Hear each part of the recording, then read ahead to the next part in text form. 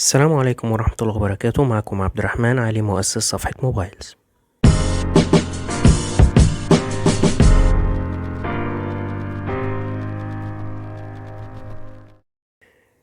في الفيديو ده حابب ان انا اشرح لكم مميزات التحديث الجديد بتاع سامسونج، وهو ال One UI 5.0 واندرويد 13. طيب، اول حاجة ممكن تلاحظوها وهي التغير في شكل الايقونات. زي ما انتوا شايفين مثلا ايقونة الرسائل، جهات الاتصال، ممكن الجالاكسي ستور. عندكم شوية هنا ايكونز برضو مختلفة، وعشان نبين الفرق شوية، هو طبعا الفرق طفيف، مش حاجة رهيبة. بس هنجيب جهاز شغال على ال One UI 4، وزي ما انتوا شايفين دلوقتي الفرق ما بين ايقونات الاتنين اهو. الشكل طبعا مختلف في اغلب البرامج، بس طبعا في برامج وصلها تحديث على ال One UI 4 عادي واتحدثت للشكل الجديد. زي ما انتوا شايفين مثلا جالاكسي نوتس، مفيش فرق ما بينهم اهو. ايه عندكم برضو لسه في برامج تانية زي مثلا السامسونج ممبرز اهو. ال- السامسونج فلو عندكم، البين اب. فاكتر من برنامج فعلا اتحدث للشكل الجديد. نيجي دلوقتي للتعديل ده، وهو اللوك سكرين. لو فضلت انت دايس هنا، هيطلب منك تدخل باسورد او كده. لو انت ما عندكش باسورد فهطلع لك الشاشة دي على طول. عندك هنا تقدر ان انت تستخدم الوول بيبر تعدلها. عندك هنا شكل الساعة، تغير الفونت بتاعها، او ان انت تغير الشكل اصلا بتاع الساعة ذات نفسها. في طبعا هنا شوية اشكال زيادة دي في كلوك فيس، كنت شرحت البرنامج ده في البرامج بتاعة الجود لوك. عندك هنا ممكن ان انت تعدل في النوتيفيكيشنز، تشوف شكلها عايزة ايقونات بس ولا عايزها فيها ديتيلز، تقدر تشوفها. تقدر تغير في الدقة بتاعتها، الترانسبيرنسي بتاعتها، الشفافية اهي.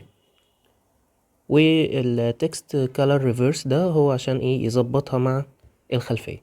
وهنا عندك طبعا ان انت تحط الاسم بتاعك، تحط مثلا رقم تليفون بحيث لو الموبايل ضاع فحد يقدر يوصلك، وهكذا. تقدر بقى هنا برضو تغير البرامج اللي عندك اهي، وتضيف البرنامج اللي انت عايزه.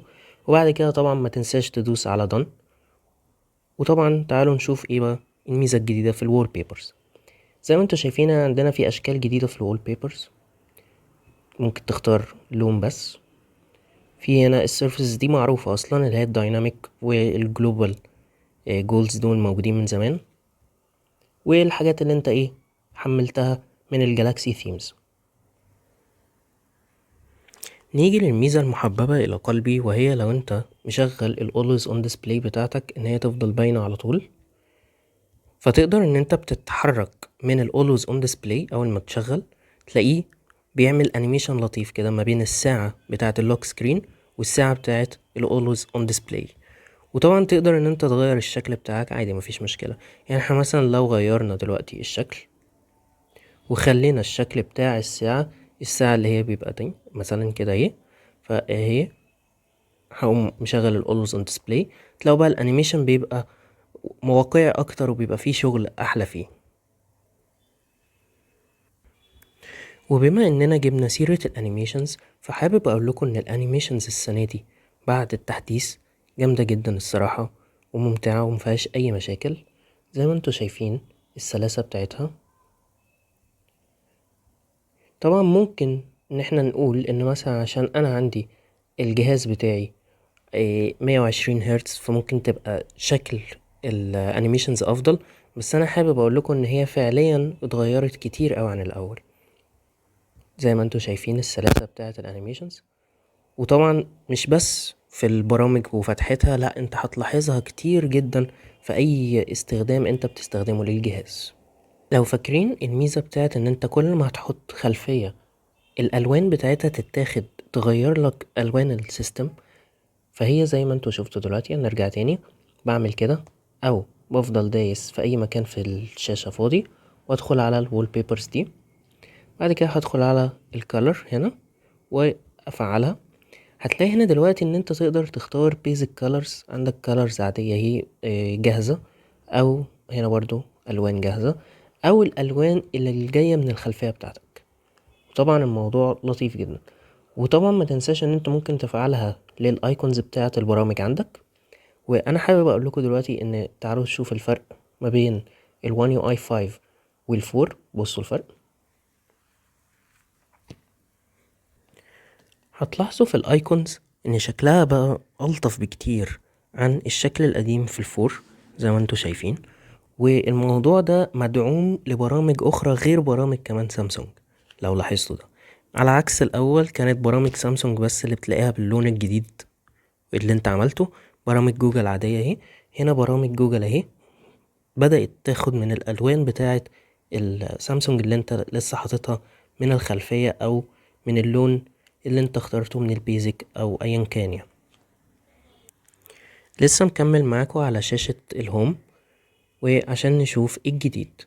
الجديد فيها ان انت عندك في الويدجتس هنا في حاجة اسمها سمارت، لو انت دوست عليها حطيتها هيظهر لك البرامج اللي انت بتستخدمها خلال اليوم باستمرار، فيقول لك افتح اي برنامج فيهم انت عايزه. فمثلا انا هفتح ده اهو، فخلاص بصوا بقى الانيميشنز دلوقتي لو انت فتحت من البتاع ده زي ما انتوا شفتوا معانا اهو.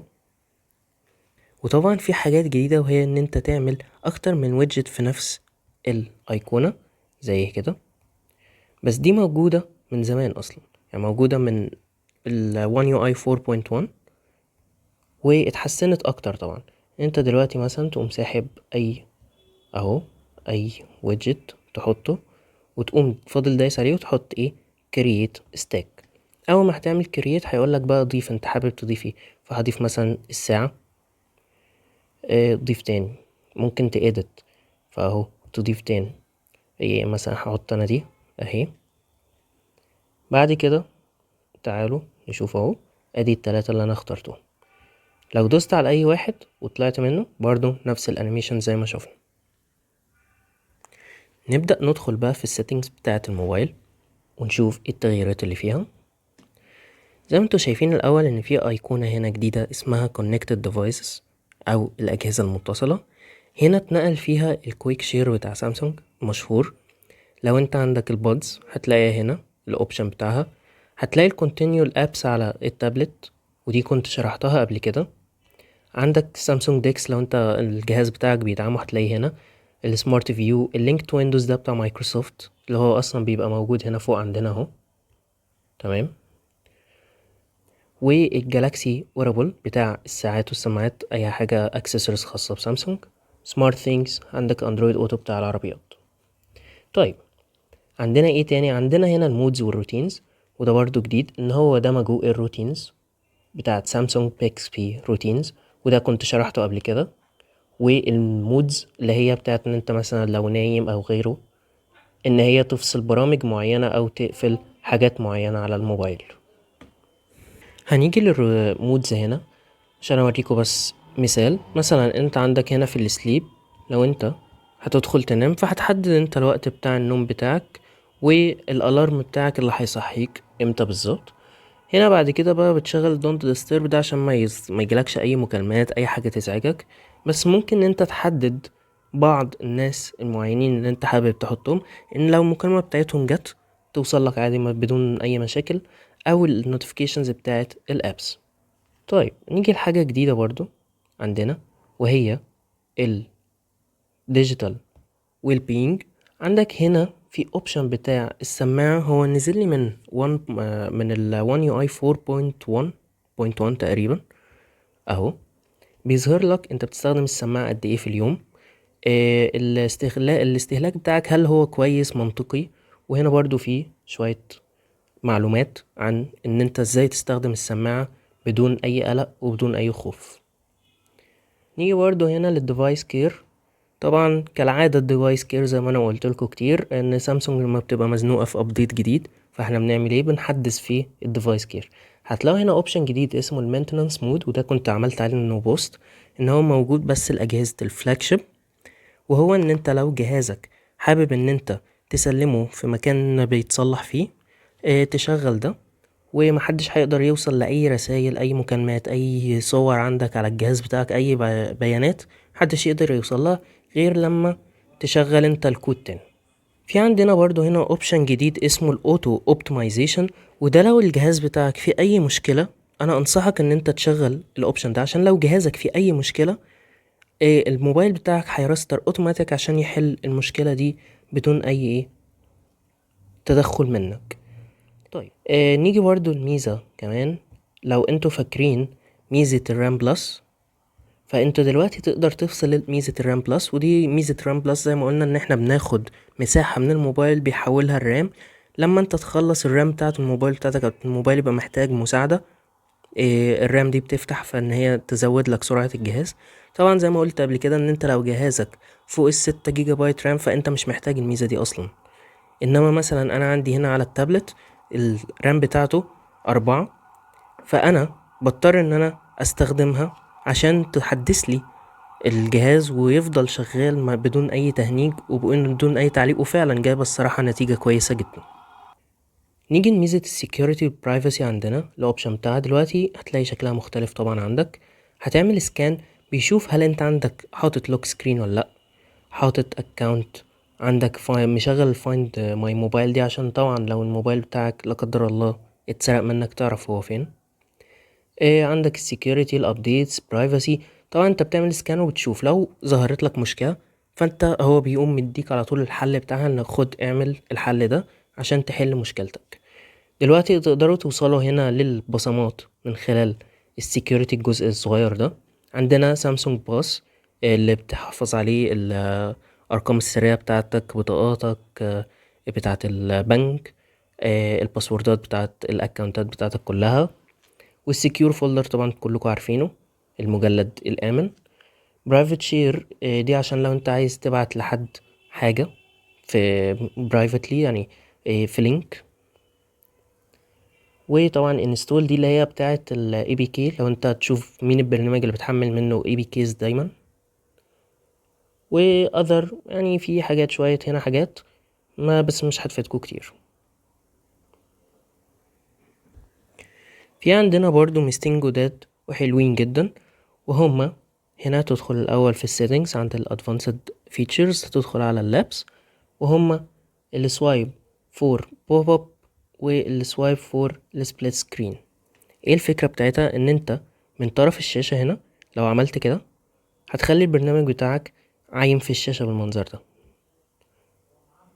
طيب ولو عايز ان انت مثلا تفتح برنامجين في نفس الشاشة، فانت هتقوم من اي مكان تيجي هنا تقوم ايه عامل سوايب كده. طبعا هو سوايب هنا هيبقى صعب عندي شوية، بس تقدر تعمل سوايب بصبعين هتفتح اي برنامج عندك اهو في الصفحة التانية. طبعا البرنامجين بيتاخدوا مع بعض كده، فانت لو عايز تقفلهم على طول هتقوم عامل كده. لو عايز تقفل برنامج واحد منهم فاحنا عندنا الاوبشن ان انت تقوم عامل ايه، ان انت تقوم اهو دايس على الايقونة بتاعته ودايس على الاكس، خلاص قفلت البرنامج لوحده. النوتيفيكيشنز بقى حصل فيها حاجة جديدة الصراحة ولطيفة، وهي ان انت في اي ابلكيشن مثلا عندك او هتجيب ابلكيشن عايز يعني تقفل نوع معين من النوتيفيكيشنز بتاعته، ان انت مثلا ما تظهروش على اللوك سكرين، او ان هو لو وصل عليه نوتيفيكيشن ما يدلكش ارقام عليه، او ان هو ما يظهرلكش فوق كبوب اب سكرين، يعني تظهر لك هنا الرسائل اللي بتظهر لنا هنا فوق تحت الكاميرا بالظبط.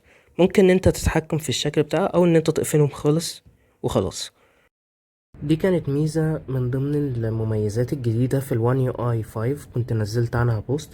وهي انت دلوقتي لو عندك برنامج عليه اكتر من نوتيفيكيشن من نفس البرنامج، هتلاقي زي في شادو كده او ظل تحت ايقونة البرنامج في شريط الاشعارات ان في اكتر من رسالة من نفس البرنامج ده عندك.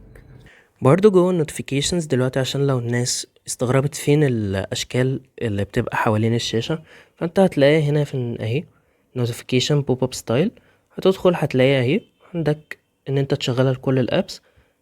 ادي الاشكال بتاعتك ايه زي ما هي، مفيش اي تغيير للاسف. الالوان برضو زي ما هي مفيش اي تغيير. وطبعا advanced features بتاعتك ان انت تبقى ايه باينة اكتر، ما تبقاش ايه شفافة. الويدث بتاعك ان هي تبقى ايه تخينة مش رفيعة، والوقت بتاعها ان هي بقى طويل مش قصير. عندك دلوقتي في الساوند والفايبريشنز تقدر ان انت تحكم كامل في الفايبريشن intensity، ودي اللي هي القوة بتاعة الفايبريشن. ممكن تتحرك في الفايبريشن برضو بتاع الكول او النوتيفيكيشن، تقدر تغير اي فايبريشن فيهم براحتك. السيستم فايبريشن تقدر ان انت تلغي اي فايبريشن مش عاجبك، بتاع الكاميرا، بتاع الجسترز، مش عارف، بتاع التشارجنج كيبورد، اي حاجة تقدر تلغيه من هنا. برضو تقدر ان انت تقويه او تقلله من الانتنسيتي هنا. برضو فايبريشن اهو بيقول لك اهو الكولز، النوتيفيكيشن سيستم، ميديا، تقدر انت تتحكم بكل بساطة. تمام، بس كده. وطبعا effects هنا بتاعة الايكولايزر زي ما احنا برضو الدولبي اتموس زي ما هو موجود، والايكولايزر برضو مفيهوش اي جديد. نيجي لميزة تانية وهي حصرية بس للفولد واجهزة التابلت، وهي التاسك بار. طبعا هو مش هينفع يشتغل غير لما انا افتح الجهاز. هتلاقوا هنا التاسك بار زي ما انتوا شايفين كده، تقدر انت تتحكم فيه من هنا، تلغيه او ترجعه. طبعا هو بيظهر لك هنا شوية برامج، تقدر ان انت تسحب البرنامج كده اهو وتفتحه بكل بساطة زي ما انتوا شايفين. طبعا انت بتقدر ان انت تتحكم في البرامج اللي موجودة في البار اللي تحت ده من خلال ان انت بتحطهم هنا. طبعا زي ما انتوا شايفين اهو الانيميشن بتاعه اهو، فانت بتحطهم طبعا هنا. تختار اي برنامج، يعني مثلا دلوقتي انا هغير البرنامج، مثلا هيجيب هنا مثلا ايه، نجيب هنا الكالندر مثلا اهي. فزي ما انتوا شايفين اهو الموضوع اتغير. في الميزة دي زي ما انتوا شايفين الفرق ما بين ادخال البصمة في الوان يو اي 4 على الشمال، وفي ادخالها في الوان يو اي 5.0 على اليمين. طبعا الجهاز المستخدم هنا هو كان النوت 10 لايت. زي ما انتوا شايفين فرق ادخال البصمة في اليمين بقى فيه زي انيميشن كده صغير، بس طبعا ده مش بيظهر لما انت بتفتح البصمة في الاخر. انيميشن كده، والبصمة نفسها الديزاين بتاع البصمة بيتحرك بحيث ان انت تدخل البصمة بدون اي مشاكل. زي ما انتوا شايفين ان هو بيتحرك كل ما بتحط البصمة بتاعتك، على عكس في الوان يو اي 4 كان ثابت. طبعا التحرك ده بيساعد في الموضوع ان هو يصلح المشاكل بتاعة البصمة، وان انت تقدر ان انت تسجلها بدون اي مشاكل وبكل بساطة. من اكتر المميزات اللي عجباني وهي السكان بتاعة التكست، ودي موجودة في الكاميرا. نجيب ورقة مكتوب فيها، تمام، وانت اول ما هتقف عليها كده هتلاقي عندك ايقونة هنا، تمام، شكلها جديد اهو. ثانية ابينها لكم اهي، هي مش باينة شوية بس اهي. ايقونة دي اول ما هتعمل كده هو هيبدأ ان هو يعمل سكان، تمام، وتقدر ان انت تطلع الكلام اهو بكل بساطة، تعمل له كوبي وبيست. اول ما هتدوس عليه اهو تقدر تعمل كوبي للكلام بكل بساطة. ده هيسهل عليك طبعا لو في ورقة فيها كلام انت حابب ان انت تنقله على طول في ملف بره.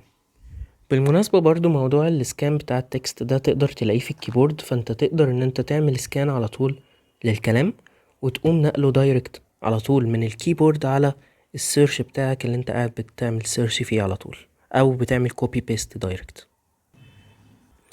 نيجي برضو احنا جوه برنامج الصور، فانت هتلاقي هنا برضو ايقونة الاكستراكت بتاعت التكست اهي. تقدر برضو ان انت تدوس على اي كلام تاخده كوبي وبيست بدون اي مشاكل.